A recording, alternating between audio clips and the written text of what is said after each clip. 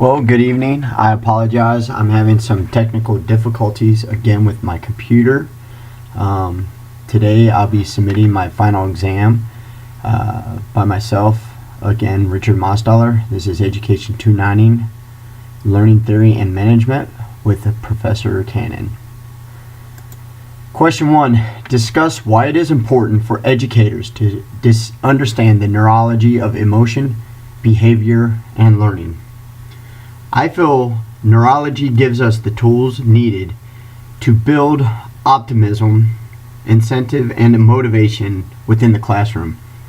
With inside of this topic, it allows us as facilitators or future teachers to have a better understanding that not everyone is created equal, will not behave the same, and will not learn the same. We will have to approach all and any situations from different angles, different approaches, because not everybody's created the same, and all these kids will react differently to each different scenario that they're put into. And being aware of how someone may act will only make us more prepared to be a successful teacher in the future. Moving on. Question 2. As you've read, researched, and viewed information on learning and behavior management theories, describe 5 critical important concepts that you feel that are important for you to ground your teaching decisions upon. Well, I had to do some soul searching, go back to a couple weeks when we were doing the theories and management projects, and I want to start off by hitting one or two of mine right off the bat, probably because I researched them the most. Understanding the different theories of moral development. By taking this into account with the different level or stage a child might be at, will help us as educators to address or approach them or that situation that they're in, given the time frame or the level. The second would be discipline without tears. Having a simple understanding of this and being able to recall the topic will remind us teachers of the 4 social disciplines that we basically have as humans. The 4 goals of misbehavior. Again, this going to the other side of teaching. We're going to be dealing with misbehavior in class, and we have to understand or try to get to the root of the problem, so we can find out what's triggering these reactions, and hopefully we can avoid incidents in the future after the first or second outburst, so we don't have anything to come further from that. The 4th thing, I was doing some digging and I came across off my notes the concrenic circles. I believe I'm saying that right. The personal sphere, the social sphere, and the academic sphere. I believe these are important. The personal sphere is again the outermost circle, which links the motivation to the students' concerns of their own relationships to the school. The social sphere it automatically says it. I mean, it links social to motivation. Academic, again, the students pose with 2 questions.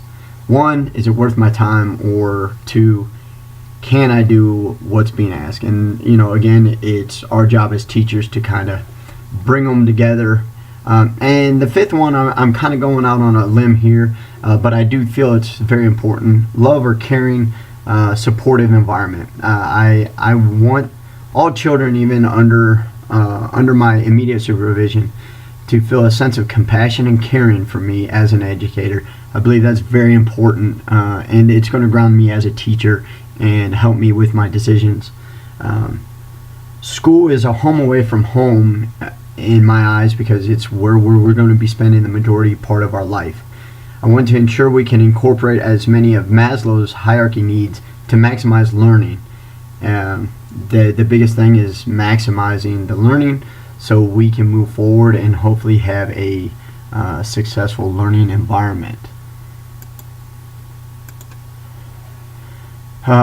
Moving on to question 3. Explain how you will motivate your students in your classroom now that you've gained many understandings in regard to students having unique background experiences, which we covered, different learning needs, which we've tipped on, and different learning styles. First and foremost, I will establish a family type environment with structured learning. I will take the time before and or after class to ensure no child is left behind, and I want everyone to be afforded as much time to learn the concept before moving forward. I want to lead by example for the children so they can emulate me, and hopefully, they'll take something away from me as much as I'll take away from them.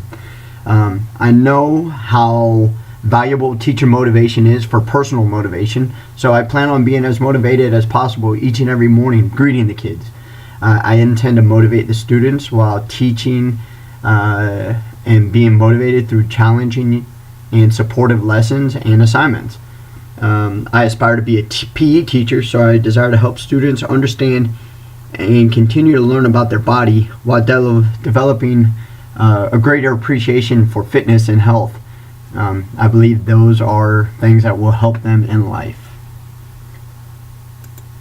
And our last question is to provide 4 very quick, in-depth sentences on how this course has supported your development as a future educator. 1, I believe after taking this course, I will be a good teacher. 2, I am prepared for every changing environment. I have a dynamic background, and I think this course has really helped us look into different backgrounds and prepared us for maybe not being prepared, let me take that back, but it's got us ready to face adverse environments. Number 3, enjoy time with your class, because time with them should be enjoyable. And the last but not least is I can make a difference. As a future educator, and all of us as future educators, I think we all can make a difference, and that's why we chose this profession. So I want to say thank you to Professor Cannon, and I hope this has met the mark, and have a great vacation.